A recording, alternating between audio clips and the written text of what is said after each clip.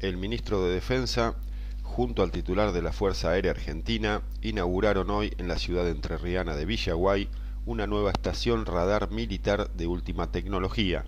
que permitirá ampliar y fortalecer el Sistema Nacional de Vigilancia y Control Aeroespacial,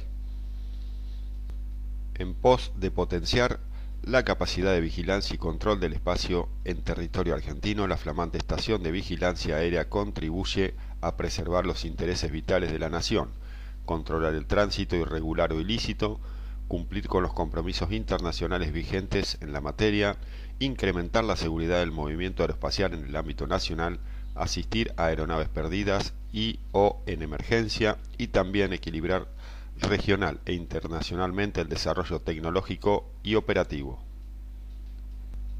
Los nuevos radares primarios argentinos poseen una ingeniería de base similar, aunque no igual, a la primera serie, pero han implementado mejoras significativas en lo que hace a prevención de fallas, mantenimiento y operación, generación de la señal y capacidad de adquisición y seguimiento de blancos.